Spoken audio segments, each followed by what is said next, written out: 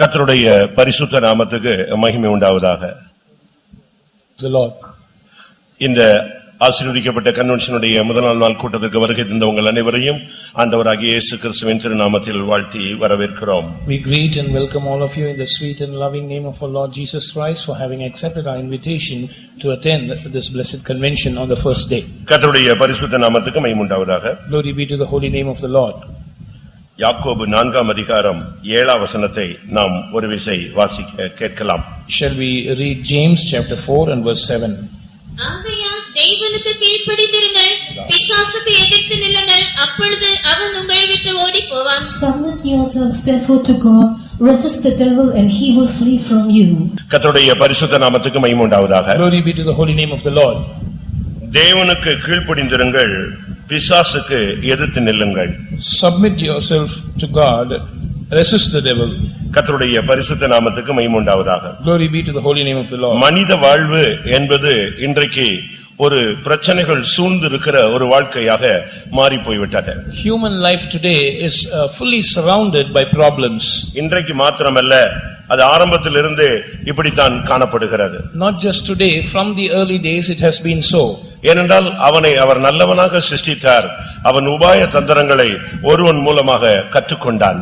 Because God created man as an upright being, but by one he learnt cunning devices. அந்த ஒருவன் தான் பிசாசு என்று நாம் சொல்லுகிறோம். And we call that one person the devil. யார் இந்த பிசாசு? Who is this devil? தேவனுடைய சேவையில் இருந்ததான எதிராளிகள் இல்லாவிட்டால் அவர்கள் பெருமையினாலும் பலவிதமான வல்லமையினாலும் தாக்கப்பட்டு அவர்கள் விழுந்து போன பொழுது அவர்கள் சாத்தான் என்றும் எதிராளி என்றும் பிசாசு என்றும் அழைக்கப்படுகிறார். They were once in God's service, but when they were attacked by pride and other powers, they fell, and now they are called the devil or the demons and the adversaries of God. நீங்கள் எந்த மதத்தை சேர்ந்தவர்களாக இருந்தாலும் சரி, எந்த ஜாதியை சேர்ந்தவர்களாக இருந்தாலும் சரி, இந்த பிசாசின் வல்லமை பட்சபாதம் இல்லாமல் பாகுபாடு இல்லாமல் ஒரு மனித வாழ்வை தாக்குகிறது. No matter to which religion or to which caste you belong to, without any partiality, these demonic powers afflict every man. இன்றைக்கு இந்த பிசாசு என்று சொன்ன உடனே அவர்களுக்கு கண்ணால் பார்க்க முடியாதபடியினால் அவர்கள் அதை ஏற்றுக்கொள்கிறது இல்லை.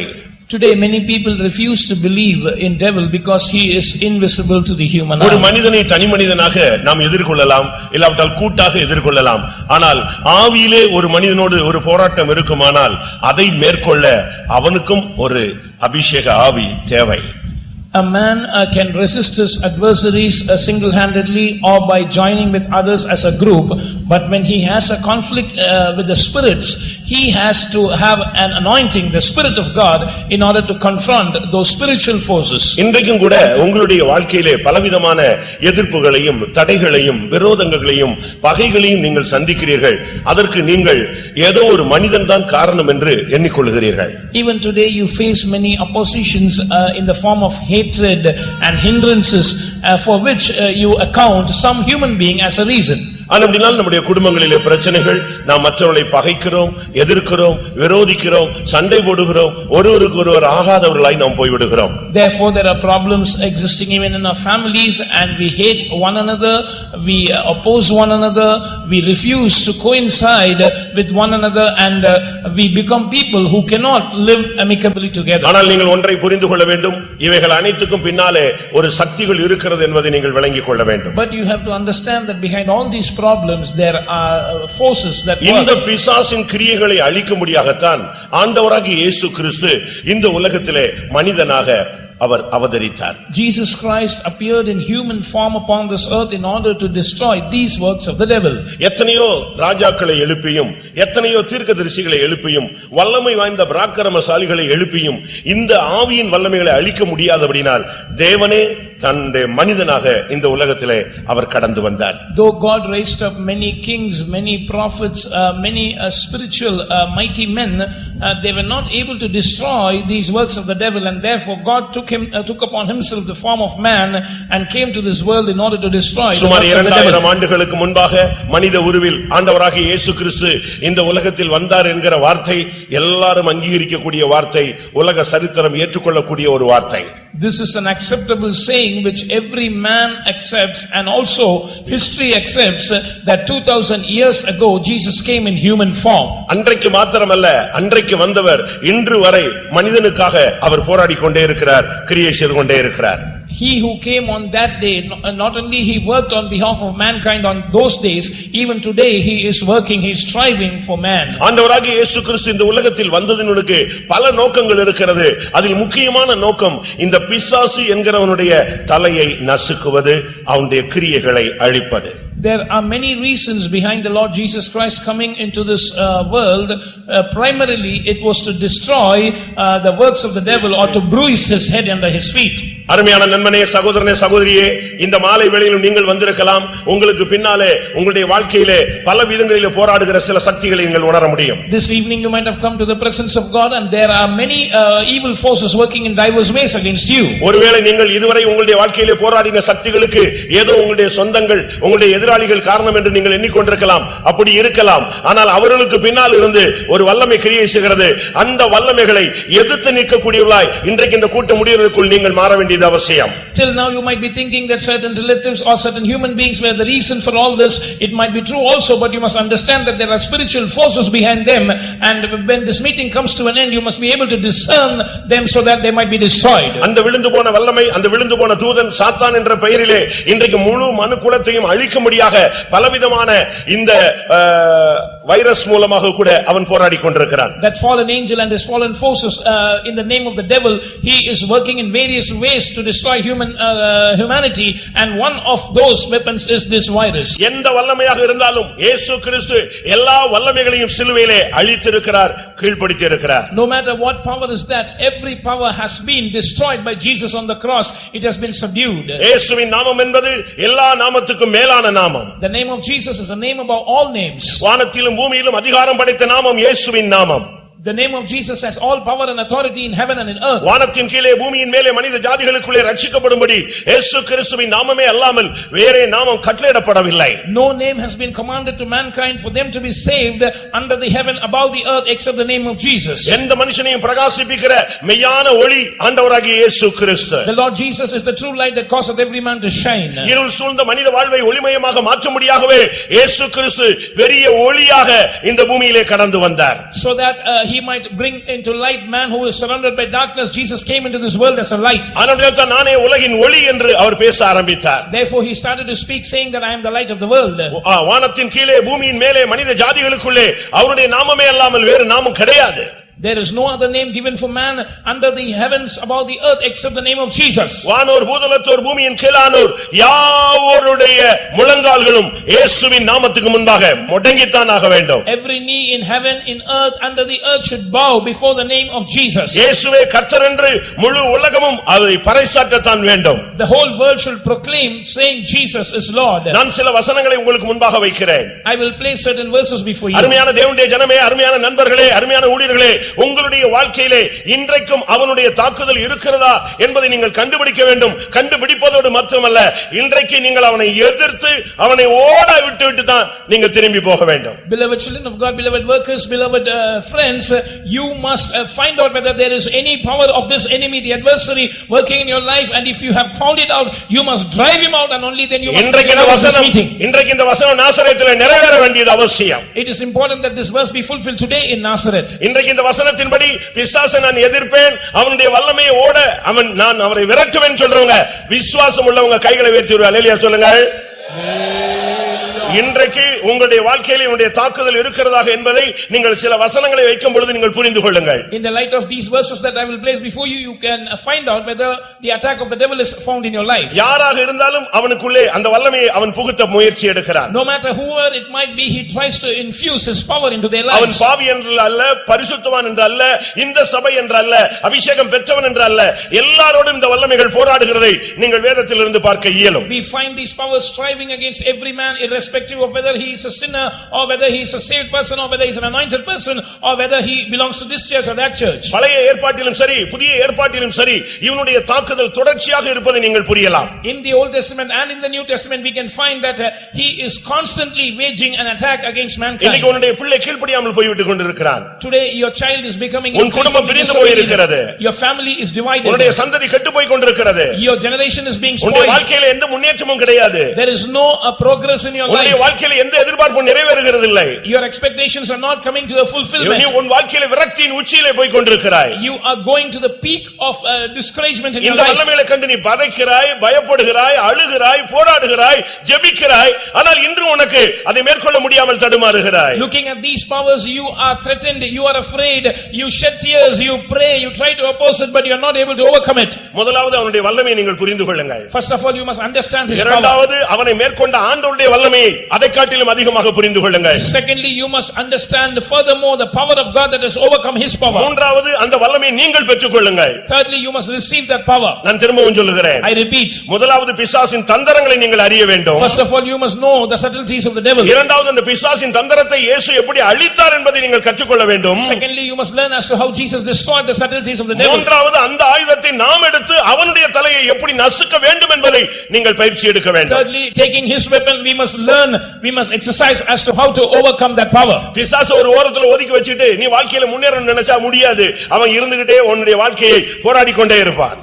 If you try to keep the devil in some corner of your life and try to go forward, you cannot do that because he will remain in that corner and he will keep striving against you. ஒன்னு நாளாகமத்தில் நாம் பார்க்கும் பொழுது When we see in the first book of Chronicles 21ஆம் அதிகாரம் முதலாம் வசனத்திலே பார்க்கும் பொழுது சாத்தான் ஒரு அபிஷேகம் பெற்ற மனிதனை அது ஏவி விட்டதாக தாக்கினதாக வேதம் சொல்லுகிறது. Chapter 21 and verse 1 says that the devil instigated or provoked a man of God who was anointed. ஒரு அபிஷேகம் பண்ணப்பட்ட மனிதன். An anointed man of God. அவனோடு அந்த வல்லமை போராடுகிறது. That power is striving against him. சுலபமாக போராடி அவனை மேற்கொண்டு விட்டது. It easily overpowered him. ஒரு பிரமாணத்தை மீறும்படியாக அவனுக்குள்ளே ஒரு ஏவுதலை ஒரு அர்ஜை அவனுக்குள்ளே உண்டாக்குகிறது. It instigated an urge in him to transgress a particular commandment. அது சிம்பிளா வந்து அவனை கொஞ்ச நேரத்துல ஓவர்டேக் பண்ணி விட்டது. It came very simply and overtook him அந்த easily. ஏவுதலுக்கு அவன் சடனாக கீழ்ப்படிகிறான். Suddenly he obeyed that urge. மனித வாழ்க்கை என்பது இன்றைக்கு அநேக வல்லமைகளினால உடனடியாக இழுக்கப்பட்டு விடுகிறது. Today man's life is easily attracted, allured by many powers. இந்த இடத்துல தான் நாம் அபிஷேகத்தை கொண்டு வர வேண்டியது அவசியம். Here is where we have to bring the anointing into work. இந்த இடத்துல தான் நாம் வசனத்தின் உதவியை நாம் பெற்றுக்கொள்ள வேண்டியது அவசியம். Here is where we have to receive the help of the word of God. இந்த இடத்துல தான் தேவனுடைய ஆவியானுடைய உதவியை நாம் பெற்றுக்கொள்ள வேண்டியது அவசியம். Here is where we have to cling to the help of the Spirit of God. நமக்கு வருகிறதான ஏவுதல் எங்க இருந்து வருகிறது? We have to discern from where we get our urges. அன்றைக்கு அந்த தாவீதுக்கு அதை பகுத்தறியக்கூடிய சிந்தை இல்லை. David did not have the mind to discern that. சில நிமிடங்களில் அவன் அந்த ஏவுதலுக்கு இடம் கொடுக்கிறான். கொஞ்ச நாட்கள் ஒரு சில மணி நேரங்களிலே ஒரு பெரிய அழிவை அவன் சந்திக்கிறதை நாம் பார்க்கலாம். In a matter of a few minutes he yielded to that urge and in a matter of a few hours he faced a great destruction because of that. யோபு 2ஆம் அதிகாரத்தை நாம் பார்க்கும் பொழுது when we study Job chapter 2 அங்கே ஒரு மனிதனுடைய வாழ்க்கையிலே பிசாசினுடைய தாக்குதலை நீங்கள் பார்க்க முடியும். there we find the attack of the devil in a man's life. நல்ல ஜெபிக்கிற மனுஷன். He was a man given to prayer. He was an upright man. அவன் சன்மார்க்கன். He was a righteous man. பொல்லாப்புக்கு விலகின மனுஷன். He was the one who eschewed evil. இப்படி ஒரு நல்ல மனுஷனுக்குள்ளே ஒரு தாக்குதலை அவன் ஏற்படுத்துகிறான். Such a good man, the devil is attacking him. யோபுவுக்கு வந்தது மாதிரி ஒரு தாக்குதல் உங்களுக்கு வந்திருந்துச்சுன்னு சொன்னா நீங்க உடனே பாஸ்டர்ட்ட வந்து சொல்லிருப்பீங்க எனக்கு அந்த மனுஷன் செய்வன செஞ்சிட்டான் இவன் செஞ்சிட்டா அவ செஞ்சிட்டான்னு ஒரு பெரிய லிஸ்டே கொடுத்திருப்பீங்க. கொஞ்ச நேரத்துல விசுவாசியே செஞ்சிட்டான்னு கூட நீங்க சொல்ல ஆரம்பிச்சிருவீங்க. If you had been attacked like Job, you would come to the pastor and say that this person or that person did witchcraft against me. Even you have the chance to blame a believer that he did something against you. ஆனால் யோபுக்கு வந்த பிரச்சனை முகாந்திரம் இல்லாத பிரச்சனை. அது ஒரு விசுவாச பரீட்சை. But Job's problem appeared that it came without a cause. It was actually a trial of faith. யோபு 2:3ல சொல்லி இருக்கிறது முகாந்திரம் இல்லாமல் நீ அவனை நிர்மூலமாக்க முடியாக என்னிடத்தில் கேட்டுக்கொண்டாய் என்று ஆண்டவர் பேசுகிறார். The Lord says in Job chapter 2 and verse 3 that you have requested me to destroy him without a cause. அங்க நடந்தது என்ன தெரியுமா? What happened there? யோபு 1ஆம் அதிகாரம் 12ஆம் வசனத்திலே பார்க்கும் பொழுது when we read Job chapter 1 and verse 12 சாத்தான் வந்து தேவனிடத்தில் பேசுகிறான். Satan came and spoke to the Lord. அவனுக்கு எல்லா விதமான ஆசீர்வாதம் இருக்கு. அதனால உங்களை ஃபாலோ பண்றான். He has all kinds of blessings and therefore he is following you. நீங்க கொஞ்சம் அதெல்லாம் கொஞ்சம் எடுத்துட்டு பாருங்க. அவன் எப்படி உங்களுக்கு நிக்கறானா இல்லையான்னு நீங்க பாருங்க. Just check by taking all those blessings away whether he stands or not, we'll see. அந்த யோபு 1:12ல ஆண்டவர் சொல்லுகிறார் அழகாக சொல்லுகிறார், இதோ அவனுடையதெல்லாம் உன் கையில் இருக்கிறது. The Lord very beautifully says in Job chapter 1 and verse 12, behold, all that he has is in thy power. அருமையான சகோதரனே சகோதரியே, நீ இப்ப யார் கையில் இருக்கிறாய்ங்கறதை இப்ப கண்டுபிடிக்க வேண்டும். Beloved brother, sister, it is important for you to find out in whose hands you are now. இப்பொழுது அவனுடையதெல்லாம் உன்னுடைய கையில் இருக்கிறதுன்னு சொன்ன உடனே ஒண்ணொண்ணா அழிக்க ஆரம்பிச்சான். When the Lord said everything that he has is in thy power, he started to destroy everything one by one. யோபு 2ஆம் அதிகாரம் 6ஆம் வசனத்தை பார்க்கும் பொழுது, when we read Job chapter 2 and verse 6, அங்க என்ன சொல்லப்பட்டிருக்கிறது? what do we see there? ஆண்டவர் சொல்றார், இப்பொழுது அவன் உன் கையில் இருக்கிறான். The Lord says, behold, he is in thy hand இப்ப now. யோபுவே அவனுடைய பிசாசின் கையில வந்ததாக வேதம் சொல்லுகிறது. The word of God says that Job is now in the hands of the இப்ப முழு devil. சரீரமும் அவன் வேதனைக்குள்ளே கடந்து போகிறான். Now he has to endure affliction in all his body. இந்த மாலை வேளையில் நீங்கள் யார் கையில் இருக்கிறவர்களாக கர்த்தருடைய சன்னிதானத்திலே வந்திருக்கிறீர்கள்? This evening you have come to the presence of God. Just check in whose hands you are. நீ தேவனுடைய கரத்தில் இருக்கிறாயோ சாத்தானுடைய கரத்தில் இருக்கிறாயோ? Are you in the hands of God? Are you in the hands of the devil? நீ யார் கையில இருந்தாலும் சரி, இன்றைக்கு கர்த்தர் மறுபடியும் உன்னை தன்னுடைய கையிலே கொண்டு வர போகிறார். No matter in whose hands you are, the Lord is going to bring you back into his hands today. சகரியா 3ஆம் அதிகாரம் 1ஆம் வசனத்தை பார்க்கும் பொழுது, when we read Zechariah chapter 3 and verse 1, ஒரு தேவனுடைய மனுஷன் தேவனுடைய சன்னிதானத்துக்கு வந்து நின்று கொண்டிருக்கிறான். a man of God has come and stood in the presence of God. அவன் தேவ சந்நிதியில நின்றாலும் அவனுக்கு பக்கத்திலேயே வலது பக்கத்துல ஒரு சக்தி நின்று கொண்டே இருக்கிறது. Though he is standing in the presence of God, on his right hand is standing a power. ஒரு மனிதனுடைய வலது பார்சத்தில் தேவன் இருக்க வேண்டும், ஆனால் சாத்தான் அவனுடைய வலது பார்சத்தில் நின்றதாக வேதம் சொல்லுகிறது. God is supposed to be on the right hand of a man, but here the word of God says that Satan was on his right hand. இப்படி ஒரு சூழ்நிலையில் அவன் தள்ளப்பட்டு கொண்டிருந்த பொழுது, when he was cast into such a predicament, அந்த வல்லமை அவனை தீங்கு செய்யும்படியாக ஃபாலோ பண்ணி கடைசில தேவனுடைய சன்னிதானத்துக்கு வந்து விடுகிறது. that power was following him to do harm to him, to do evil to him, and now it has followed him to the presence of ஆனால் God. தேவன் அன்றைக்கு இறங்கி வந்து அந்த வல்லமையை கடிந்து கொண்டார். But God came down that day and he rebuked that power. அருமையான நண்பனே, இந்த கூட்டத்துக்கு வரும் பொழுது ஒரு வல்லமை உன்னை ஃபாலோ பண்ணி இருக்கலாம். Beloved, as you came to this meeting, a power would have followed you. ஏதோ ஒரு சக்தி உன்னுடைய குடும்பத்துக்கு பின்னால் இருக்கிற சக்தி உன் பின்னாலே இங்க வந்திருக்கலாம். Some power that is against your family might have followed you to this ஆனால் place. இந்த கூட்டம் முடியறதுக்குள்ளே எருசலேமை தெரிந்து கொண்ட கர்த்தர், சீயோனை தெரிந்து கொண்ட கர்த்தர் அந்த வல்லமையை கடிந்து கொள்ள போகிறார். But before this meeting concludes, God who has chosen Zion, God who has chosen Jerusalem is going to rebuke that power. நீ திரும்பி போகும் பொழுது அந்த வல்லமை இருக்காது.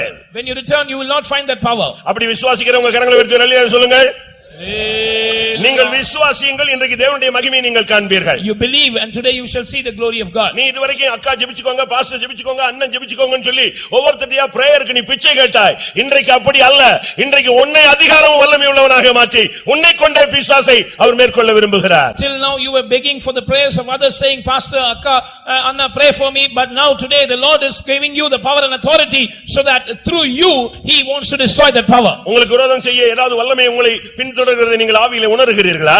Do you feel in the spirit that some power is following after you in order to do evil to மனைவியோ you? என் மகளோ என்னுடைய புருஷனோ நானோ நான் பிசாசின் கையில் சிக்கி போனது போல உணர்கிறேன் என்று எத்தனை பேர் உணர்கிறீர்கள்? How many of you realize that I or my husband or wife or my children are entangled in the hands of the devil? அன்றைக்கு தாவீதாவது ஒரே ஒரு ஏவுதலுக்கு பிசாசின் ஏவுதலுக்கு கீழ்ப்படிந்தான். இன்றைக்கு அந்த வல்லமை என்னை ஏவி கொண்டிருக்கிறது, என்னை அது அலட்டிக் கொண்டே இருக்கிறது என்று எத்தனை பேர் ஒத்துக்கொள்கிறீர்கள்? David once yielded to the urge of the devil, but how many of you say that I am constantly being provoked by the devil? It is pestering me non-stop. இயேசு இந்த உலகத்தில் மனிதனாக அவதரித்த பொழுது, When Jesus came in human form to this earth, ஏறக்குறைய 30 வயதான பொழுது ஒரு நாள் அவன் பிசாசு இயேசுவினிடத்தில் வந்து நின்று பேச ஆரம்பித்தான். when Jesus was about 30 years of age, the devil came to Jesus and started to speak with him. மத்தேயு 4ஆம் அதிகாரம் 8ஆம் வசனத்தை பார்க்கும் பொழுது, When we read Matthew's Gospel chapter 4 and verse 8, 8, 9, 10ல பாத்தீங்கன்னா உலகத்தின் மகிமை எல்லாம் எனக்கு கொடுத்திருக்கு, நீங்க என்னை கொஞ்சம் ஜஸ்ட் அட்ஜஸ்ட் பண்ணி என்னை பணிந்து கொண்டால் உங்களுக்கு எல்லாத்தையும் தருவேன்னு சொல்லி தேவகுமாரனாகிய இயேசுவினிடத்தில் அவன் வந்து பேசினதாக வேதம் சொல்லுகிறது.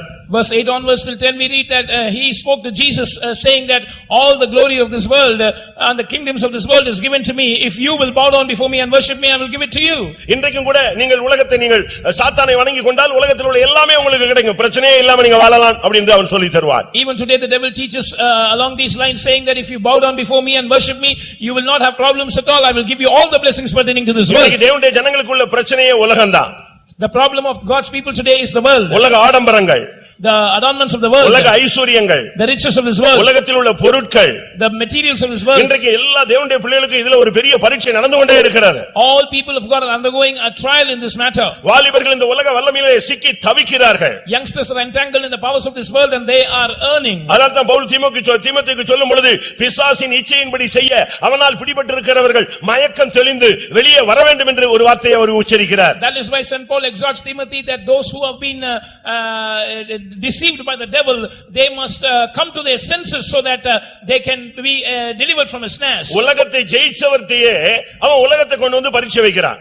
He who overcome the world itself was posed a challenge by the devil by this world. இயேசு உலகத்தை ஜெயித்தவர். Jesus overcame this world. யோவான் 16:33 சொல்றார், நான் உலகத்தை ஜெயித்தேன்னு. ஆழம் தெரியாம அவர்த்தையே வந்து சொல்லுகிறான், நீங்க என்னை பணிந்து கொண்டால் உங்களுக்கு எல்லா மகிமையும் தருவேன். உடனே இயேசு சொன்னார், அப்பாலே போ சாத்தானேன்னு சொல்லி. John 16:33, Jesus says, I have overcome the world, but not knowing the depths of who Jesus was, the devil came and challenged Jesus, stating that I will give you the glory of this world. But Jesus rebuked him, saying, get thee behind me, Satan. தரித்திரத்தின் பாதையிலே போய் கொண்டிருக்கிற தேவனுடைய ஜனமே, நீ பயப்படாதே. உன்னை தரித்திரனாக்கி உன்னை அழிக்கலாம் என்று நினைக்கிறான். அல்ல, உன்னை ஐஸ்வரியமாய் மாற்றும்படியாகவே இயேசு தரித்திரனாய் சிலுவையிலே தொங்கினார். Child of God who is going through a path of poverty, the devil is wanting you to cast you into further depths of poverty and destroy you. Don't be afraid. For you to be made rich, the Lord Jesus hung on the cross. நீங்களும் நானும் உலகத்தை ஜெயிக்கும்படியாகவே இயேசு உலகத்தை ஜெயித்தார். For you and I to overcome the world, Jesus overcame the world for us. 1 யோவான் 5ஆம் அதிகாரம் என்ன சொல்லுகிறது? 1 John chapter 5, what does it say? 4-5 வசனங்கள் என்ன சொல்லுகிறது? Verse 4 and 5. விசுவாசிக்கிறவனே அன்றி உலகத்தை ஜெயிப்பவன் யார்? Who is he that overcomes the world except he that believes? தேவனால் பிறப்பதெல்லாம் உலகத்தை ஜெயிக்கும். Everything that is born of God shall overcome the world. நம்முடைய விசுவாசமே உலகத்தை ஜெயிக்கிற ஜெயம். This is our victory that overcomes the world, even our faith. இன்றைக்கு உன்னுடைய பிள்ளையை உலகம் வஞ்சித்துக் கொண்டிருக்கிறது. Today the world is deceiving your child. உன்னுடைய புருஷனை உலகம் வஞ்சித்துக் கொண்டிருக்கிறது. The world is deceiving your husband. உன் இளவயது மனைவியை பிசாசு உலகம் வஞ்சித்துக் கொண்டிருக்கிறது. The devil is deceiving your young wife through the world. கர்த்தருடைய பரிசுத்த நாமத்துக்கு மகிமை உண்டாவதாக. Glory be to the holy name of the Lord. மத்தேயு 16:23 நாம் பார்க்கும் பொழுது, when we see Matthew chapter 16 and verse 23, இயேசு கிறிஸ்து பாடுபடுதலை குறித்து பேச ஆரம்பிக்கிறார். Jesus is speaking about suffering, மனுஷர் கையில் ஒப்புக் கொடுக்கப்படுவது, about being yielded into the hands of man, பாடுகள் படுவது, to suffer, சிலுவையிலே அறையப்படுவது, to be crucified, சிலுவையிலே மரிப்பது, to hang on the cross. இப்படி தன்னுடைய நித்திய நோக்கத்தை குறித்து அங்கே பேசிக் கொண்டிருந்த பொழுது பட்டென்று அங்கே பேதுரு பேசுகிறான், இப்படி ஒன்று உங்களுக்கு சம்பவிக்க முடியாது, சம்பவிக்க விட முடியாதுன்னு சொல்றான். And when he was speaking about all his crucifixion and other sufferings, immediately Peter intervenes and says, all this should not happen to you. இப்படி ஒரு சம்பவம் உங்களுக்கு நடக்காது, நடக்க விட மாட்டோம் என்று அவன் மனுஷிங்கமாக பேசின பொழுது இயேசு பின்னாக போ சாத்தானே என்று சொன்னார். When he spoke carnally that such an incident should not happen to you, we will not allow it. Jesus rebuked him and said, get thee hence behind me, Satan. ஏன்? Why? அவன் மனிதனுக்கு ஏற்றவைகளை சிந்திக்க விடாமல், அந்த தேவனுக்கேற்றவளை சிந்திக்க விடாமல் மனிதனுக்கேற்ற சிந்தையவே அவன் கொண்டு வந்து கொண்டே இருந்தான். Because the devil was instigating Peter to savor not the things of God but the things of men. தேவனுடைய வசனத்தை நம்புங்கள். Believe the word of God. செய்திகளை நம்பாதிருங்கள். Don't trust in the வசனத்தை நம்புங்கள். Believe in அந்த வார்த்தையில் வல்லமையை நம்புங்கள்.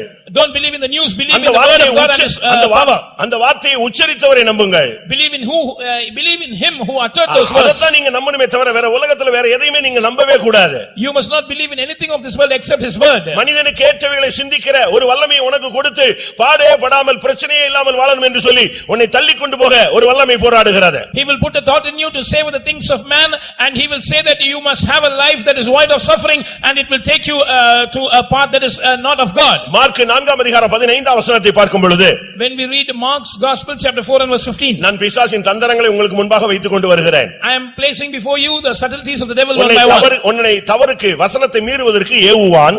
He will urge you in order to transgress the word. முகாந்திரம் இல்லாமல் உன்னை நஷ்டப்படுத்துவான். And without a cause he will cause losses in your life. உனக்கு தீங்கு செய்யும்படியாக உன் பின்னாலேயே வந்து கொண்டே இருப்பான். He will follow you in order to harm you.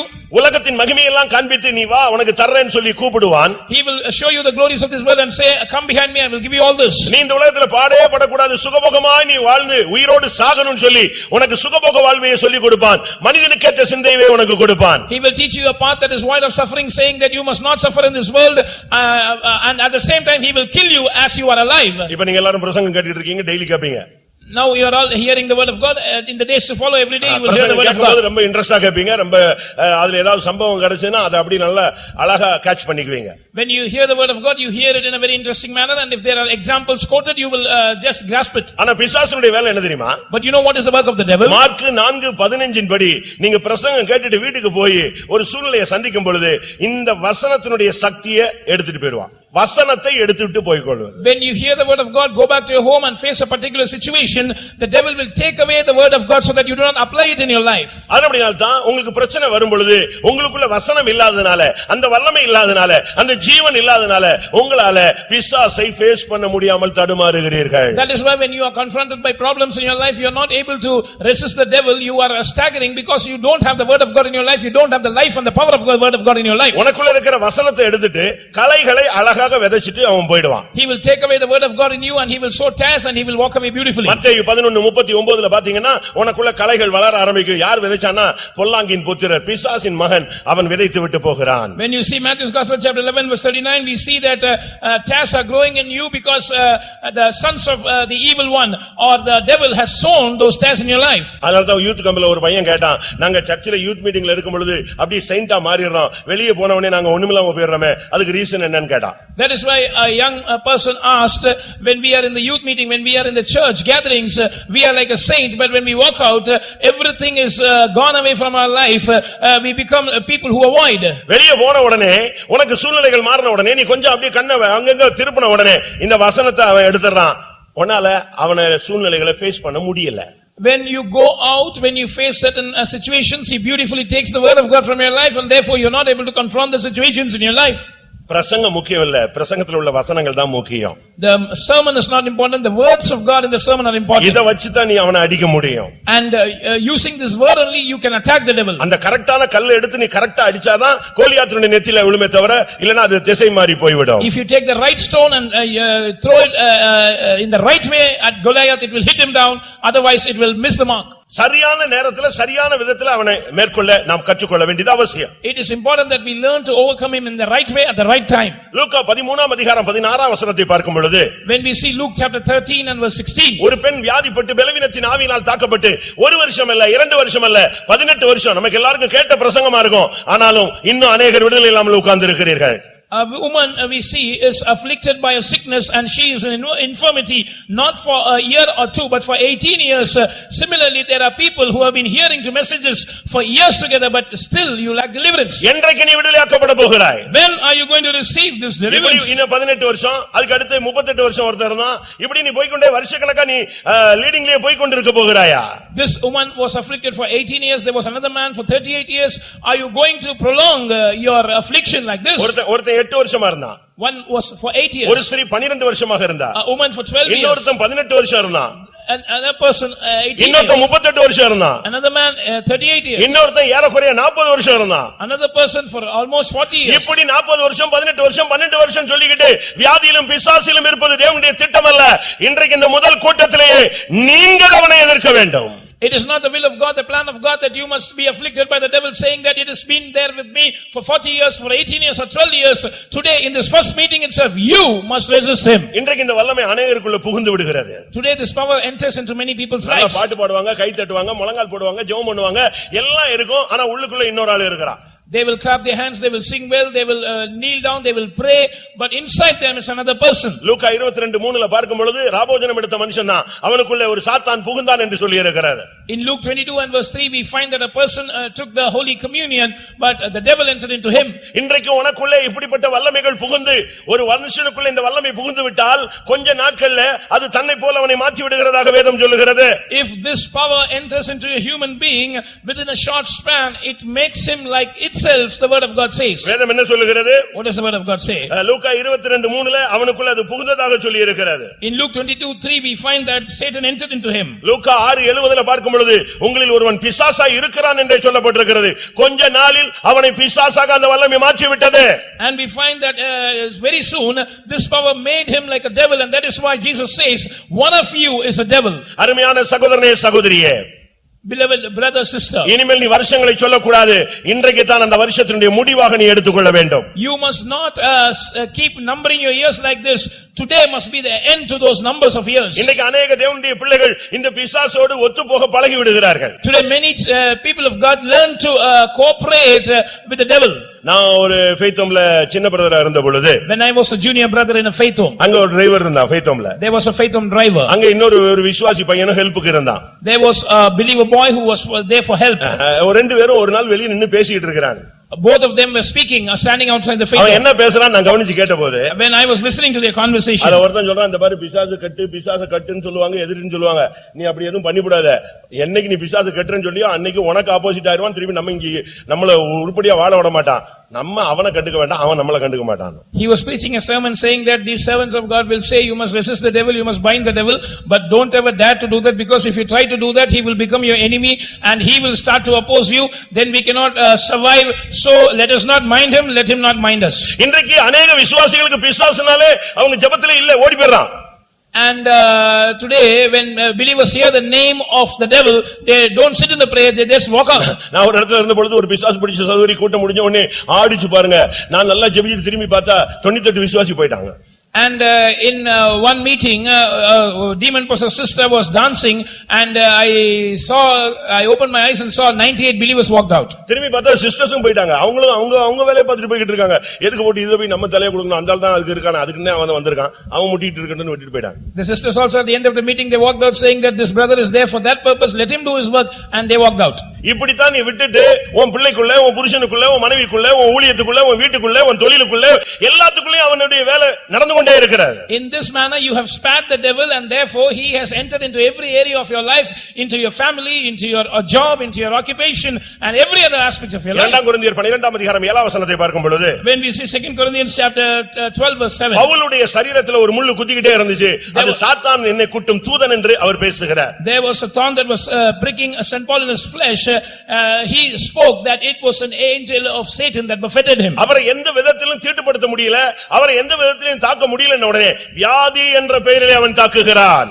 And because it was not able to defile St. Paul in any way, because it was not able to overcome him in any way, he tried to defile him in the name of sickness. அவனுடைய பரிசுத்தத்தை கெடுக்க முடியவில்லை. He was not able to spoil St. Paul's அவனுடைய holiness நம்பிக்கையை கெடுக்க முடியவில்லை. or St. Paul's consecration. அவனுடைய பிரதிஷ்டையை தீட்டுப்படுத்த முடியவில்லை. He was not able to defile his consecration. கடைசில அவனுடைய சரீரத்தை அந்த முள்ளு மாதிரி குத்திக்கிட்டு எப்படியாயினும் அதை வச்சு அவனை தட்டிரணும்னு பார்க்கறான். ஆனா பவுல் அதை ஜெயித்தார். Finally, like a thorn in the flesh of St. Paul, it was buffeting him constantly, and the Satan tried to defeat St. Paul in that way, but finally St. Paul overcame that. கர்த்தருடைய பரிசுத்த நாமத்துக்கு மகிமை உண்டாவதாக. Glory be to the holy name of the Lord. இன்றைக்கும் கூட அவனுடைய வல்லமைகள் பல விதங்களிலே மனித ஜாதிகளுக்குள்ளே, மனித குலங்களுக்குள்ளே போராடி கொண்டிருக்கிறது.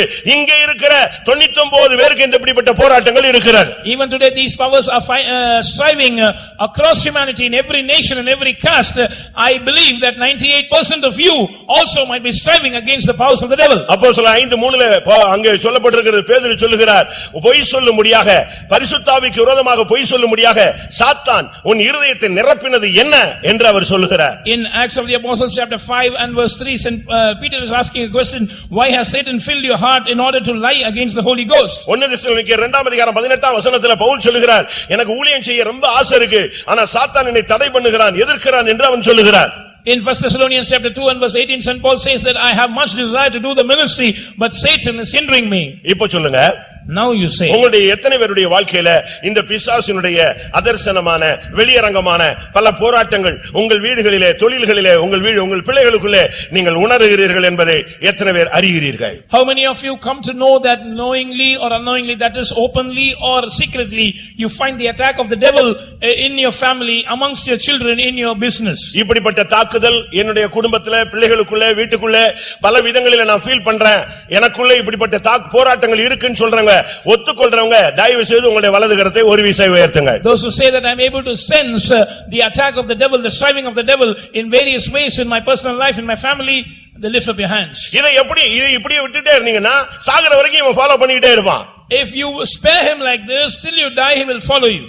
இதை எப்படி நான் மேற்கொள்வது, அதான் ரொம்ப முக்கியமானது. The very important thing is to how to overcome him. ரோமர் 16:20 வேதம் சொல்லுகிறது, சாத்தானுடைய தலையை அவர் நசுக்கி போடுவார். In Romans chapter 16 verse 20, the word of God says that God shall bruise Satan under our நீங்க feet. எந்த பிசாசை கண்டு பயந்து தடுக்கி யோசிச்சு அப்படி மிரள்றீங்களோ பைபிள் சொல்லுகிறது அந்த பிசாசு இயேசுவை பார்த்து இயேசுன்னு சொன்னாலே பிசாசுகள் நடுங்குகின்றன. The same devil that is intimidating you, you are threatened, you just tremble before him. The word of God says that when you pronounce the name Jesus, those demons, they tremble. இதே யாக்கோபு 2:19 நீங்க பாத்தீங்கன்னா பிசாசுகளும் விசுவாசித்து நடுங்குகின்றன. James 2:19 says the demons believe and tremble before the name of Jesus. ஆதியாகமத்திலே ஒரு வசனம் சொல்லப்பட்டது, ஸ்திரீயின் வித்தானவர் அவன் தலையை நசுக்குவார். In Genesis chapter 3 and verse 15 there is a word which says the seed of the woman shall bruise his ரோமர் 16:20 சொல்லுகிறது, சமாதானத்தின் தேவன் தாமே சாத்தானை உங்கள் கால்களின் கீழே. இன்னைக்கு இந்த முதல் கூட்டத்திலேயே உன் பிள்ளைகள், உன் குடும்பம், உன்னுடைய சந்ததிக்கு விரோதமான, இந்த சபைக்கு விரோதமான, சத்தியத்துக்கு விரோதமான ஆவிகள் உங்களுடைய பாதங்களுக்கு கீழே நசுக்கி போடப்பட வேண்டும். Romans 16:20 says, and the God of peace shall bruise Satan under your feet shortly. Even today in this first meeting, the head of Satan must be brought and bruised under your feet. That is against the church, that is against the truth, that is against your family, that is against your children. பிசாசுக்கு வல்லமை இருக்கு அப்படின்னு அநேகர் நினைக்கிறாங்க. Many people think the devil has power. அவன் பல்லு பிடுங்கப்பட்ட ஒரு பாம்பு. He is தலை நசுக்கப்பட்ட ஒரு சத்துரு. teeth has been plucked out. He is an enemy whose head has been crushed. கொலோசியர் 2ஆம் அதிகாரத்துல நீங்க 14-15 வசனங்களை பார்க்கும் பொழுது, when you read Colossians chapter 2 verses 14 and 15, துரைத்தனங்களையும் அதிகாரங்களையும் வைத்துக்கொண்டு இந்த உலகத்தை இன்றைக்கு எல்லா நாடுகளையும் கண்ட்ரோல் பண்ணிட்டான்னு நினைக்கிறான். இல்லை, இயேசுவினுடைய துரைத்தனங்களையும் அதிகாரங்களையும் உரிந்து கொண்டு சிலுவையிலே ஆணி அடித்து அவர் வெளியரங்கமான கோலமாகி வெற்றி சிறந்தார். The devil thinks that by his principalities and powers he can manage to control the whole world, but that is not the truth. Jesus has spoiled all his principalities and powers, fully disarmed them. He has nailed them to the cross and has overcome them. லூக்கா எழுதின சுவிசேஷம் 10ஆம் அதிகாரம் 18ஆம் வசனத்திலே சொல்லி இருக்கிறது, அவன் ஒரு விழுந்து போன வல்லமை, சாத்தான் மின்னலை போல வானத்திலிருந்து விழுகிறான் என்று வேதம் சொல்லுகிறது. Luke chapter 10 and verse 18 says that he is a fallen power. I see the devil falling from heaven like a lightning. Jesus says. இயேசு இந்த உலகத்திலே ஊழியத்தின் துவக்கத்திலே அவனை துரத்தினார். In the beginning of his ministry, Jesus chased away the devil. ஊழியத்தின் முடிவிலே 1 யோவான் 3:8 அவனுடைய கிரியைகளை அழித்தார் என்று வேதம் சொல்லுகிறது. At the end of his ministry in 1 John chapter 3 and verse 8, we read Jesus destroyed his works. நீங்கள் இந்த நாட்களிலே அவனை நீங்கள் மேற்கொள்ள வேண்டும். These days you must overcome him. அவனை அழிக்க நமக்கு என்ன கொடுக்கப்பட்டிருக்கிறது? What is given to us in order to destroy him? அவனை அழிக்கத்தான் அவரை விசுவாசிக்கும் பொழுது பிள்ளைகளாக கூடிய அதிகாரத்தை தேவன் நம்முடைய கரங்களில் கொடுக்கிறார். In order that we might destroy the devil, the Lord gives us the authority to be called his children when we believe him. நீங்கள் சீடராகும் பொழுது அவனை அழிக்க, அவனை மேற்கொள்ளக்கூடிய வல்லமையும் அதிகாரமும் நமக்கு கொடுக்கப்படுகிறது. When you become his disciples or his followers, you are given the power and authority to destroy the devil. அவனுடைய கிரியைகளை அழிக்கும்படியாகவே நமக்கு பரிசுத்த ஆவியின் அபிஷேகத்தை தெய்வம் தருகிறார். And then the Lord gives us the Holy Spirit, the anointing of the Holy Spirit in order to destroy his works. செய்வினை வல்லமைகள் பாவத்தின் கொடூரமான சக்திகளை மேற்கொள்ளத்தான் நமக்கு அக்கினி அபிஷேகம் கொடுக்கப்படுகிறது. A fiery anointing is given to us in order to destroy the powers of witchcraft and the terrible powers of sin. எந்த சூழ்நிலையிலும் கர்த்தருக்காக நிற்க முடியாததான் நமக்கு கிருபை அளிக்கப்படுகிறது. So that we might stand for God in any situation, we are given the spirit of grace. எந்த பிசாசை மேற்கொள்ள முடியாக நமக்கு சர்வாயுத வர்க்கத்தை தேவன் கொடுக்கிறார். ஒன்று உன்னை சேதப்படுத்த முடியாது. The Lord gives us his whole armor so that we can destroy any power of the devil. No power can overcome you. அவர் சிலுவையில் சிந்தின ஒவ்வொரு சொட்டு இரத்தமும், அவருடைய வாயிலிருந்து வந்த ஒவ்வொரு வார்த்தைகளும், அவருடைய வசனத்தினாலும் அவருடைய இரத்தத்தினாலும் நாம் சாத்தானை மேற்கொள்ளும் வல்லமை நமக்கு கிடைக்கிறது. Every drop of blood that Jesus shed on the cross and every word that he uttered by his mouth, by his blood and by his word, we are given the power and authority to overcome the devil. சாட்சியின் வசனத்தினாலும் ஆட்டுக்குட்டியின் இரத்தத்தினாலும் அவனை ஜெயிக்கக்கூடியவர்களாய் நாம் மாற முடியும். We can become those who overcome him by the word of the testimony and by the blood of the lamb. அநேகர் இயேசுவின் நாமத்திலே பிசாசை துரத்தலாம், ஜெயிச்சிரலாம் அப்படிலாம் மேக்ஸிமம் ட்ரை பண்றாங்க. Many people think that they can chase the devil in the name of Jesus and overcome him. நம்முடைய கீவேர்ட்ஸ்க்கு நீங்க வந்தீங்கன்னா நல்லா தெரியும். When you come back to the key verse, we will understand it. தேவனுக்கு கீழ்ப்படிந்திருங்கள். Submit yourself therefore unto the Lord. பிசாசுக்கு எதிர்த்து நில்லுங்கள். And resist the devil. பைபிளை நீங்க படிச்சு பாத்தீங்கன்னா when you read the Bible, அப்போஸ்தலர் 19ஆம் அதிகாரத்துல ஒரு பிரதான ஆசாரியனுடைய 7 பிள்ளைகள் பிசாசை துரத்த போறாங்க. in Acts chapter 19, 7 sons of a high priest ventured to chase out the ஒரு demon. பகுதியில மந்திரவாதின்னு சொல்லி இருக்கு, ஒரு பகுதியில பிரதான ஆசாரியன் சொல்லி இருக்கு, ஒரு பகுதியில யோவான் யூதன் சொல்லி இருக்கு. அவனுடைய பெயர் ஸ்கேவானுடைய பிள்ளைகள் 7 பேர்னு சொல்லி இருக்கிறார். And he is called a man called Sceva, and one translation is said that he was a magician, and in another translation is said that he was a high priest, he was a Jew. இப்படி பல விதங்களிலும் அவங்க இருந்துட்டு இவங்க 7 பேரும் போய் பவுல் பிரசங்கிக்கிற இயேசுவின் நாமத்துல நான் உங்களை துரத்துறோம்னா அடிச்சாம் பிசாசு அவனை அடிச்சு டிரெஸ்ஸஸ் எல்லாம் கிழிச்சு ரோட்ல ஓட விட்டுட்டான். And these 7 men tried to chase away the devil by saying that we cast you out in the name of Jesus whom Paul preaches, and the devil plunged upon them and he tore their garments. நீங்கள் சாதாரணமா பிசாசை எதிர்த்து நின்னா உங்களை அவன் ஊதிட்டு போயிடுவாங்க. If you try to ordinarily resist the devil, he will just blow you away. நம்ம முக்கியமான பகுதிக்கு வர்றோம். Now we are coming to the important part of this message. பிசாசுக்கு எதிர்த்து நிக்கிற பிசாசின் தந்திரங்களை இப்ப புரிஞ்சுக்கிட்டீங்க. Still now you have understood the subtleties of the devil. பிசாசை இயேசு எப்படி அழிச்சிருக்காருன்னு நீங்க கண்டுபிடிச்சீங்க. You also learned how Jesus has destroyed அவனை the devil. மேற்கொள்ள நமக்கு என்னென்ன கிருபை வல்லமை இருக்குன்னு நம்ம தெரிஞ்சுக்கிட்டோம். We have also come to know whatever thing has been given to us, the grace and the power to overcome him. இப்ப நீங்க அவனை எதிர்த்து நிக்கணும்னா now for you to resist him, நீங்கள் இங்க வசனம் கேட்ட வந்திருக்கிற அங்கங்க இருக்கிற எல்லாரும் தேவனுக்கு கீழ்ப்படிய வேண்டும். those who have come to hear the word of God, those who are standing here and there, you must submit yourself to God. மனித குலத்தினுடைய முதல் தவறு கீழ்ப்படியாமை. The first error of humanity was disobedience. ஒருவனுடைய கீழ்ப்படியாமையினாலே சகலமும் கீழ்ப்பட்டிருக்க காணோம். Because of one man's disobedience, we find that everything is into disobedience. சகலமும் அவனுக்கு கீழ்ப்பட்டு இருந்ததாக வேதம் சொல்லுகிறது. Everything was subject to man initially. மனுஷன் தேவனுடைய வார்த்தைக்கு கீழ்ப்படியாமல் போனபடியால் இப்பொழுது சகலமும் அவனுக்கு கீழ்ப்பட்டிருக்க காணோம். But because man refused to obey the word of God, the commandment of God, now we find that nothing obeys man. அப்ப தேவனுக்கு கீழ்ப்படியல்னா என்ன அர்த்தம்? So what does it mean to obey God? 2 தெசலோனிக்கர் 1:7 இன்படி, according to 2 Thessalonians chapter 1 and verse 7, ரோமர் 10:16 இன்படி, and according to Romans chapter 10 and verse 16, 1 பேதுரு 4:7 இன்படி, and according to 1 Peter chapter 4 and verse 7, முதலாவது ஒரு மனிதன் தேவனுக்கு கீழ்ப்படிகிறான் என்று சொன்னால் சுவிசேஷத்துக்கு அவன் கீழ்ப்படிய வேண்டும். if a man obeys God, first of all he must obey the gospel. சுவிசேஷம் என்றால் இயேசுவே ஆண்டவர். The gospel says that Jesus is Lord. இயேசுவே எல்லா வானத்துக்கும் மேலானவர். Jesus is far above all heavens. எல்லா நாமத்துக்கும் மேலானவர். Jesus has a name that is far above all names. அவர் எல்லாரையும் போல ஒருவர் அல்ல, எல்லாரையும் அவர் ஒருவரே இரட்சகர். He is not one among the gods or one among the saviors. He is the savior alone. அந்த சுவிசேஷத்துக்கு நீ முதலாவது கீழ்ப்படியணும். You must first of all obey the gospel. First இயேசு தான் கடவுள்ங்கறத நீ உன் இதயத்துல அக்செப்ட் பண்ணணும். அப்பதான் நீ தேவனுடைய பிள்ளையாய் மாறுகிறாய், தேவனுக்கு கீழ்ப்படிகிறாய். First of all, you must accept in your heart believing that Jesus is Lord or Jesus is the Savior, and then you become the child of God. ரோமர் 13:5 இன்படி நீ மனசாட்சிக்கு கீழ்ப்படிய வேண்டும், அதான் தேவனுக்கு கீழ்ப்படிதல். And according to Romans chapter 13 and verse 5, you must obey your conscience, and that is obeying God. உனக்குள்ளே ஒரு சாட்சி இருக்கிறது, தேவன் ஏற்படுத்தி வைத்த ஒரு கோட் இருக்கு, அதுதான் மனசாட்சி. இந்த மனசாட்சியை நீ கெடுக்கும் பொழுதுதான் நன்மை தீமையை உன்னால் புரிந்து கொள்ள முடியவில்லை, கடவுள் யார் இல்லை என்பதை உன்னால் விளங்கிக் கொள்ள முடியவில்லை. உன்னுடைய மனசாட்சி கரெக்டா இருந்தா அதுக்கு நீ கீழ்ப்படிய வேண்டும்.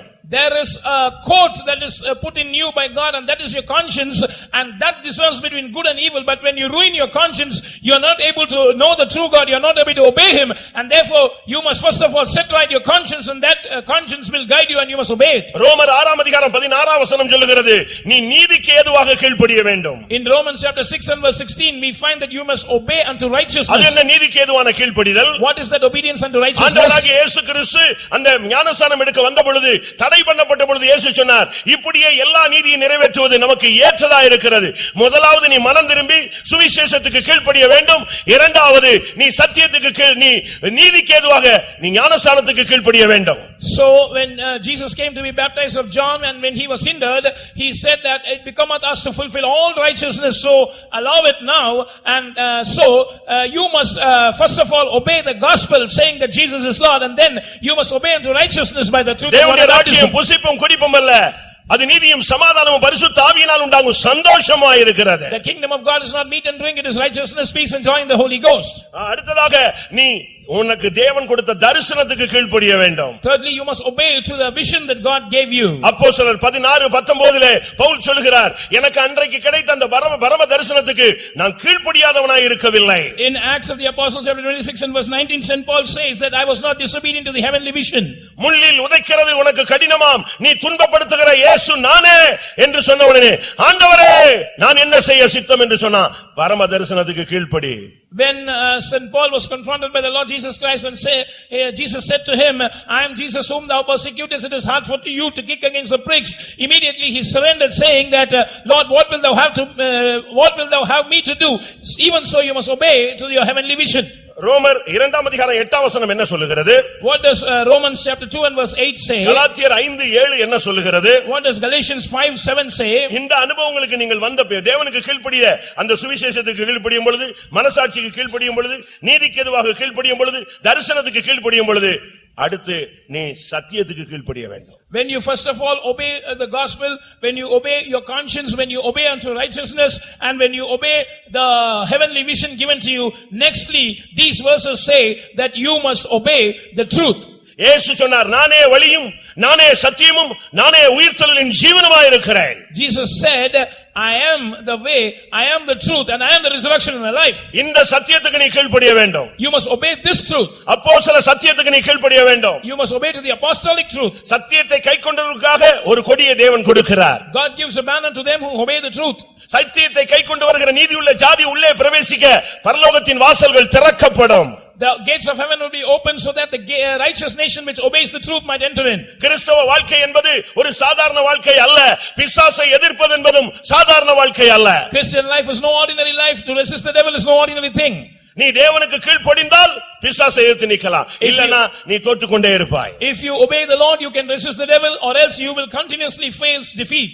2 தெசலோனிக்கேயர் 3:14 என்ன சொல்லுகிறது? What does 2 Thessalonians chapter 3 and verse 14 1 say? பேதுரு 2:8 என்ன சொல்லுகிறது? And what does 1 Peter chapter 2:8 say? நீ இப்படி சத்தியத்துக்கு கீழ்ப்படிந்து வரும் பொழுது ஒவ்வொரு வசனத்துக்கும் நீ கீழ்ப்படிய வேண்டியது அவசியம். When you thus obey the truth, you must obey to every word of God. ஒவ்வொரு வார்த்தையும் ஜீவனுள்ள வார்த்தைகள். Every word of God contains life. ஒவ்வொரு வசனமும் உன்னை அழியாத வித்தாக உன்னை மாற்றக்கூடிய வார்த்தைகள். Every word is an incorruptible seed that will make you an incorruptible person. ஒரு மனிதனை உருவாக்குகிறது தேவனுடைய வசனம். The word of God is one that forms a man. அவருடைய வசனத்தை கேட்டா பிசாசை நடுங்கும். நீயும் வசனத்துக்கு நடுங்கினால் உன்னை தேவன் நோக்கி பார்ப்பார்.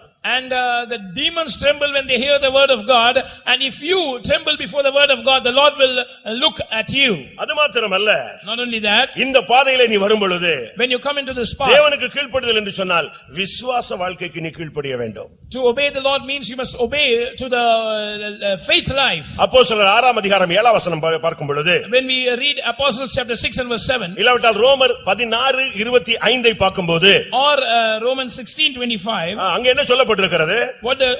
what is said there? விசுவாசத்துக்கு கீழ்ப்படிய வேண்டும். You must obey to the faith. விசுவாசமே உலகத்தை ஜெயிக்கிற ஜெயம். Faith is that which overcomes the world. விசுவாசிக்கிறவனை அன்றி உலகத்தை ஜெயிப்பவன் யார்? Who is he that overcomes the world except he that believes? தேவனால் பிறந்தவன் விசுவாசம் உள்ளவனாய் மாறுகிறான். He that is born of God becomes one full of faith. விசுவாசிக்கிற எவனும் தேவனால் உண்டாயிருக்கிறான். Everyone that believes is born of God. விசுவாசம் இல்லாமல் தேவனுக்கு பிரியமாயிருப்பது கூடாத காரியம். Without faith it is impossible to please God. எபிரேயர் 13:17 பார்க்கும் பொழுது, When we read Hebrews chapter 13 and verse 17, இந்த ஒவ்வொரு ஸ்டெப்பா நீ கீழ்ப்படிஞ்சு வரும்போது, when you obey every step by step, ஒவ்வொரு ஸ்டெப்ல இறங்கி வரும் பொழுது கடைசில நடத்துகிறவர்களுக்கு கீழ்ப்படிதல் என்கிற ஒரு ஐக்கியத்தை அங்கே நாம் பார்க்கலாம். finally we read about a fellowship where we are subject to the leaders, where we obey the leaders. இதுதாங்க தேவனுக்கு கீழ்ப்படிதல்ங்கிறது. This is obeying God. இந்த தேவனுக்கு கீழ்ப்படிஞ்சிட்டு நீ நில்லு, அவன் ஓடுவான். All these are steps of obeying God. When you obey God like this and then you resist the devil, he will flee. ஒண்ணும் கீழ இல்லாம இந்த ஸ்கேவாவுடைய பிள்ளைகள் மாதிரி போய் நின்று இயேசுவின் நாமத்திலே போனா ஒண்ணும் போவாது. அவன் அங்கதான் இருப்பான், நீ இங்கதான் இருப்ப. Not having any of this experience, if you go like the sons of Sceva and say, in Jesus' name, get out, he will not go, he will just be there, you will be in your old state. இத்தனை வருஷம் பிசாசு உன் குடும்பத்தை அலக்கழிக்கிறானே, ஒரு நாளாவது நீ முழங்கால் போட்டு அபிஷேகத்துல நின்னு தேவனுக்கு கீழ்ப்படிந்தவனை எதிர்த்து நின்றுக்கிறாயா? So many years the devil has been tormenting your family. Has there been one day in your life where you have been obedient to God, where you have knelt down before God, where you have received an anointing to resist the devil? இயேசுவினிடத்துல வந்த உடனே அது யாரா இருந்தாலும் சரி, அப்பாலே போ சாத்தானேன்னு சொன்னார். when they came to Jesus, whoever it was, he said, "Get the hands behind me, Satan." ஒரு நாள் உலகத்தின் அதிபதி என்ற பெயர்ல வந்தான். அவன் வந்த உடனே இவர் நின்னுட்டு இருந்தாரு. அவனை பார்த்த உடனே சொன்னாரு, அவனுடைய என்னிடத்துல ஒன்றுமில்லைன்னாரு. அந்த ஒரே அறிக்கையில அவன் வெட்கப்பட்டு திரும்பி போயிட்டான். உலகத்தின் அதிபதி நியாயம் தீர்க்கப்பட்டான் என்று இயேசு பேசினார். And once he came in the name of the prince of the world, and the Lord said, "He is coming to me, but he has nothing in me." Immediately he was put to shame, and the Lord said, "Today the prince of the world has been judged." இன்றைக்கு நீங்கள் தேவனுடைய வசனத்துக்கு கீழ்ப்படியுங்கள். Today you obey the word of God. சுவிசேஷத்துக்கு கீழ்ப்படி. Obey the gospel. உன்னுடைய மனசாட்சி உன்னுடைய இருதயமே உன்னை குற்றவாளியாக தீர்க்குமானால் தேவன் அதிலும் பெரியவராய் இருந்து உன்னை நியாயம் தீர்க்க வேண்டியது இருக்கும். Obey your conscience, because if your heart condemns you, God is greater than your heart, and he will have to condemn you. உனக்கு ஏற்கனவே சிலுவை தரிசனம் கொடுத்திருக்கிறார். God has already given you the vision. பல தரிசனங்கள் உனக்கு கொடுக்கப்படுகிறது. Many of the visions have been given நீ to முதலாவது தேவன் உனக்கு கொடுத்த தரிசனத்துக்கு கீழ்ப்படி. You must be obedient to the heavenly vision that God gives you. இன்றைக்கே ரட்சணிய நாள். Today is the day of salvation. இன்றைக்கு தான் தேவன் உனக்கு கொடுத்த ஒரு அருமையான வாய்ப்பு. நீதிக்கு ஏதுவாய் கீழ்ப்படி. This is a beautiful day that the Lord has given you. Obey unto righteousness. இன்றைக்கு கேட்ட இந்த வசனத்துக்கு நீ கீழ்ப்படி. பிசாசுக்கு எதிர்த்து நில்லு. அவன் இந்த கூட்டம் முடியறதுக்குள்ளே உன்னை விட்டு உன் குடும்பத்தை உன் சந்ததியை விட்டு ஓடட்டும். Listen to this truth, this word of God that you have heard this day, and then resist the devil. Let him flee from your family, from your life, from your generations. இந்த விசுவாச வாழ்க்கைக்கு நீ கீழ்ப்படிந்து பார். உன்னை உலகத்தையே நீ ஜெயிக்கலாம். Obey this life of faith, and then you can overcome this world. நீ கீழ்ப்படிந்தால் உனக்கு ரட்சிப்பு. If you obey, you will have salvation. நீ கீழ்ப்படிந்தால் இன்னைக்கு உனக்கு சுகம்.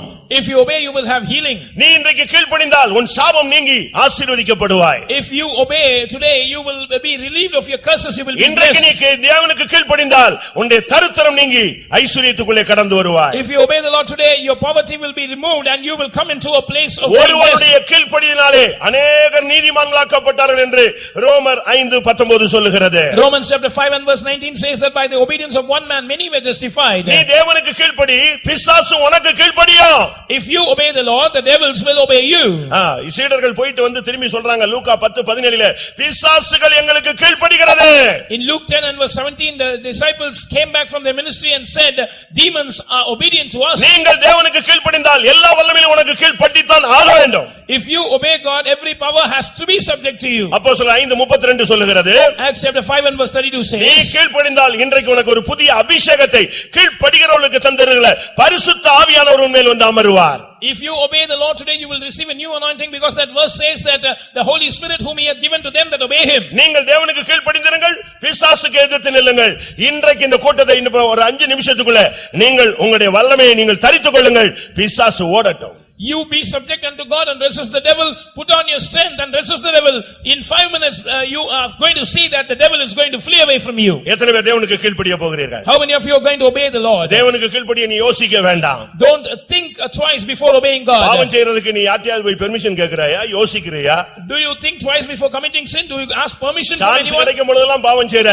தேவனுக்கு கீழ்ப்படிய மட்டும் யாரையாவது நீ பெர்மிஷன் கேட்கணுமா? Whenever you get money to commit sin, you commit sin, and now for obeying God you want to ask permission from someone, is it? இப்போ அடுத்து வர போகிற இந்த சரியான ஒரு ஆராதனை நேரத்துல, அபிஷேகத்தின் நேரத்துல இந்த பிசாசு ஓடுறது மாத்திரமல்ல, அவன் எதையெல்லாம் கொண்டு வந்தானோ எல்லாத்தையும் எடுத்துட்டு ஓடணும். Now in a few minutes when we are going to get filled in the Spirit, the devil must not only flee away, he must take away all his substance from you and flee away. சும்மா ஓடின மாதிரி தரிசனம் பார்த்தேன் ஓடிட்டல, எல்லாத்தையும் எடுத்துட்டு போன இயேசுவின் நாமத்தினால. You must not merely say that I saw a vision that the devil fled away. He will take away all his substance and flee away. உலகத்தில் இருக்கிறவரில் உனக்குள் இருக்கிறவர் பெரியவர். Because greater is he that is in you than he that is in the world. ஒரு சகோதரி 85 நாளா செய்வினை வல்லமையினால பாதிக்கப்பட்டார். One sister was afflicted by a power of witchcraft for 85 days. காலெல்லாம் கட்டிகள். She had boils all over her legs. பயங்கரமான போராட்டம்.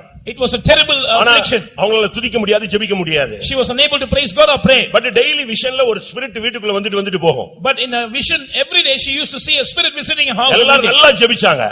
Everyone prayed for help. அன்றைக்கு விஷன்ல that day on the vision, அந்த ஆவி வந்து இந்த வீட்ல என்னெல்லாம் வச்சதோ அவளத்தையும் எடுத்துக்கிட்டு போனது. She saw that in her vision that a spirit came and took away all that it had planted in that house and went away. அந்த குறிக்கப்பட்ட ஆள் வீட்டுக்கு போனது.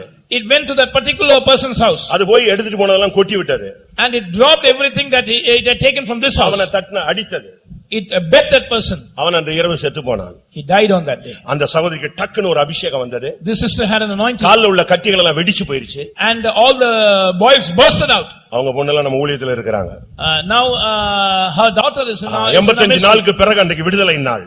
85 days later, that was the day of her நான் எதுக்கு இத deliverance. சொல்ல வர்றேன்? What do I come to say இன்னைக்கு from this? பிசாசு ஓடுறது மாத்திரமல்ல, உனக்கு எதெல்லாம் கொண்டு வந்தானோ அனைத்தையும் அவன் எடுத்துக்கிட்டு ஓடணும். அப்படி விசுவாசிக்கிறவங்க கண்களை மூடுங்கள். The devil must not just run away from your life today. Whatever he has brought into your life, he must take all his substance and go அவன் away. உனக்குள்ள கொண்டு வந்த வியாதியை எடுத்துட்டு ஓடணும். The sickness that he brought into your life, you must take it and அவன் run away. உனக்குள்ள கொண்டு வந்த சாபத்தை எடுத்துட்டு போகணும். The curse that he brought into your life, you must take it and அவன் run away. உனக்குள்ள கொண்டு வந்த பலவீன வியாதியை எடுத்துக்கிட்டு ஓடணும். The sickness and infirmity that he brought into your life, you must take it அவன் and run உனக்குள்ள away. கொண்டு வந்த தண்டனையை எடுத்துக்கொண்டு போக வேண்டும். He must take away everything that he brought into your life. அவன் உனக்குள்ள கொண்டு வந்த மரணத்தின் ஆவியை வெளியே கொண்டு போக The வேண்டும். spirit of death that he brought into your life, you must take it away. அவன் உனக்குள்ள வைத்திருக்கிற முள்ளை பிடுங்கி கொண்டு ஓட வேண்டும். That thorn that he has placed into your life, you must pluck it out and run away. அவனுடைய இருள், அவனுடைய கட்டுகள், அவனுடைய வருத்தங்கள், அவனுடைய வேதனைகள் எல்லாம் நசரேய இயேசுவின் நாமத்திலே அவன் எடுத்துக்கொண்டு ஓடி போக வேண்டும். All his darkness, all his afflictions, all his fallen spirits, all the stumblings that he brought into your life, he must take it away and run. அப்படி வாஞ்சிக்கிறவங்க எல்லாரும் கண்களை மூடி முழங்கால் போடுங்க. Those who want, desire that, please close your eyes and be on your தயவு knees. செய்து ஏதோ பிரசங்கம் கேட்டு போயிடாதீங்க, நாளைக்கு வரணும்னு நினைச்சிட்டு போகாதீங்க. இன்னைக்கு தேவனுடைய வார்த்தை அனுப்பப்பட்டது நிறைவேற வேண்டுமானால் நீங்கள் தேவனுக்கு கீழ்ப்படியுங்கள். Don't be satisfied that you have heard a sermon and think that you can come back tomorrow, so that this word that you heard today might be fulfilled in your life right now. Believe and obey the Lord. நீங்கள் தேவனுக்கு கீழ்ப்படியுங்கள். You obey the Lord. விசுவாசிக்கிறவங்க எத்தனை பேர் நடு முழங்கால் போடுங்க பார்க்கலாம். How many of you believe it? Please be on your knees. நீங்க யாரா இருந்தாலும் முழங்கால் போடுங்க. No matter who you are, be on your knees. இன்னைக்கு கர்த்தர் உனக்கு பெரிய பயங்கர பராக்கிரமசாலியாய் உனக்காக இறங்கி வருகிறார். Today the Lord, as a mighty and terrible one, is coming down on your behalf. அவர் சிலுவையிலே சிந்தின இரத்தத்தினாலே இப்பொழுது நீ சாத்தானை மேற்கொள்ள போகிறாய். By the blood that he shed on the cross, now you are going to overcome the Satan. நல்லா புரிஞ்சுக்கொள்ளுங்க. இன்னைக்கு ஆண்டவரே உம்முடைய வசனத்துக்கு கீழ்ப்படிறேன்னு ரெண்டு கையை வைத்து சொல்லுங்க. Today lift up both your hands and say, Lord, I will obey your word. வசனத்துக்கு கீழ்ப்படிறேன்.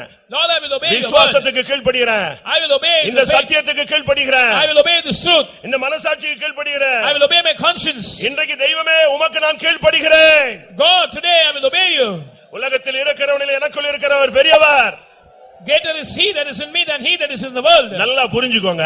Understand carefully. நாம் ஆராதிக்கிற தேவன் சரியான வல்லமையுள்ள தேவன். The God whom we worship is a powerful God. ஆரம்பத்துல வந்த உடனே பாஸ்டர் மூலமா நீங்க கேள்விப்பட்டிருப்பீங்க. As we came, we heard through pastor. யார் இந்த மகிமையின் ராஜா?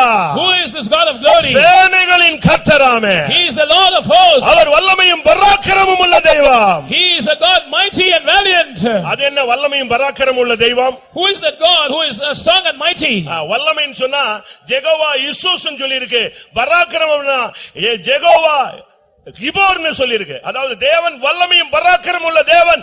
நீ கதவை திறந்தால் இதோ வாசல்களே கதவுகளை திறவுங்கள், மகிமையின் ராஜா உள்ளே வரட்டும்.